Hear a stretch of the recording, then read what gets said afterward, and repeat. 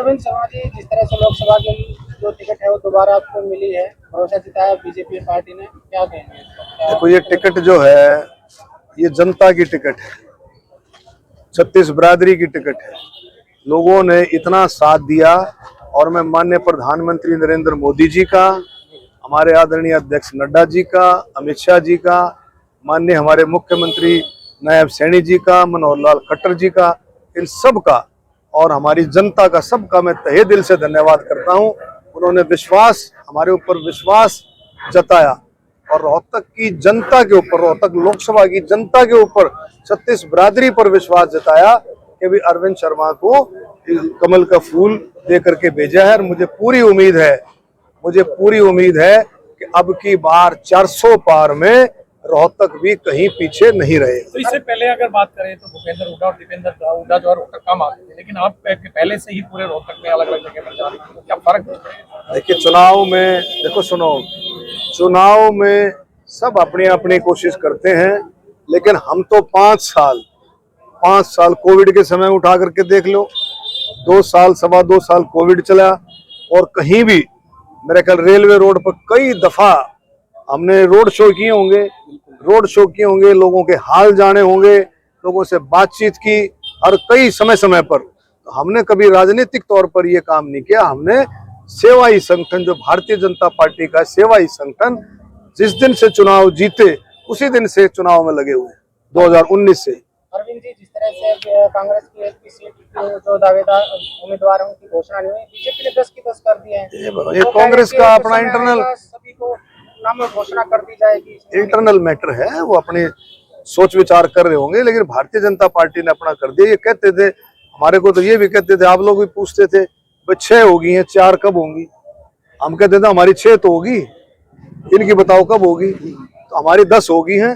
वो क्या करते हैं, वो उनका इंटरनल मैटर है। लेकिन वो आप रोहतक लोकसभा को क्या चुनौती मानते हैं इस बार? देखिए, इलेक्शन चाहे सरपंची का हो, इलेक्शन सरपंची का हो, जिला परिषद का हो, ब्लॉक का हो, एमएलए का हो, एमपी का हो, इलेक्शन हमेशा चुनौती रहता है। इलेक्शन को बहुत गंभीरता से लेना चाहिए, और लेकिन हमें पूरा भरोसा है, माननीय प्रधानमंत्री नरेंद्र मोदी जी ने जिस तरह से देश के हर कैटेगरी के लिए, हर तबके के लिए, किसान हो, खेतीहर मजदूर हो, गरीब हो, दलित, बैकवर्ड, नौजवान, कर्मचारी, छोटा व्यापारी, बड़ा व्यापारी, हर तबके के लिए, स्वतंत्रता सेनानी, शहीदों के लिए, बुजुर्गों के लिए, महिलाओं के लिए, हर तबके के लिए माननीय प्रधानमंत्री जी ने एक सबसे बड़ा काम, अंत्योदय, आखिरी छोर तक के लिए काम किया है। और मुझे पूरी उम्मीद है कि माननीय प्रधानमंत्री मोदी जी के नेतृत्व में और हरियाणा सरकार में खट्टर साहब ने भी बहुत काम किए, और आप देखेंगे पूरे दोनों डबल इंजन की सरकार ने खूब काम किए।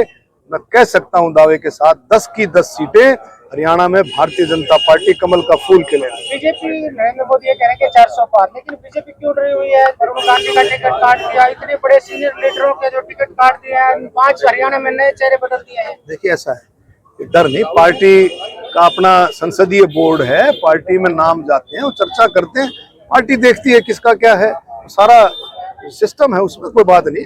टिकट कटना कोई पैमाना नहीं होता, हो सकता है किसी का टिकट कटा, उसको कुछ और जिम्मेवारी मिलती हो, पार्टी में कोई और जिम्मेवारी दी जा सकती है, और भी बहुत सारी बातें हैं, तो कटना कोई पैमाना नहीं है। पार्टी हरेक कार्यकर्ता को का मान सम्मान करती है, हरेक कार्यकर्ता को कहीं ना कहीं उसको एडजस्ट करने की बात है। जिस तरह इलेक्ट्रॉनिक बॉन्ड पे जो हंगामा हो रहा है, उसके चंदे पर जो बीजेपी के आरोप लग रहे हैं, उसको लेकर क्या? अरे आप देखिए, पहले चंदा जो लिया जाता था, पहले 2014 से पहले, आप दे दो ना हिसाब, 2014 से पहले 10 साल सरकार रही, अब चंदे का हिसाब दे दो, है ही नहीं, सारा कैश में था।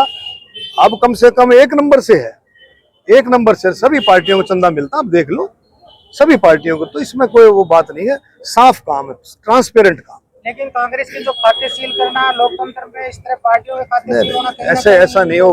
कानूनी तौर पर, लीगल तौर पर जो कानूनी तौर पर कार्रवाई है, वो कार्रवाई होती है। केजरीवाल की जो गिरफ्तारी है उसको लेकर कह रहे हैं कि जो शराब घोटाला था बिल्कुल बेकसूर, उनको फंसा वो ईडी, देखो ईडी अपना इंडिपेंडेंट बॉडी है, अपना काम कर रही है, ईडी कानूनी तौर पर काम कर रही है, कानूनी तौर पर जो पार है उसको आगे बढ़ा रही है। भ्रष्टाचार को करेगा तो ईडी उसको कैसे बख्शेगी। लेकिन हाईकोर्ट ने जो ईडी को कार्रवाई को आगे तक रोक लगा दी है। नहीं, कोर्ट का अपना काम है, कोर्ट अपने हिसाब से करती है और ईडी का अपना काम है, तो जो फैसला होगा कोर्ट करेगी फैसला। लोगों को मिल रहे हो कितना अच्छा, कितना लोगों बहुत रिस्पांस, छत्तीस बिरादरी में जबरदस्त रिस्पांस है, जबरदस्त। मोदी जी के कामों का, मोदी जी का 400 पार का जो नारा है वो लोगों के बिल्कुल समझ में आ रहा है, क्योंकि देश को अगर आगे बढ़ाना है, भारत को आगे बढ़ाना है, तो मोदी जी का नेतृत्व हम सबको समझ में आता है कि मोदी जी के नेतृत्व में देश 2047 का भारत, विकसित भारत, आत्मनिर्भर भारत, उसी दिशा में जो है सारा काम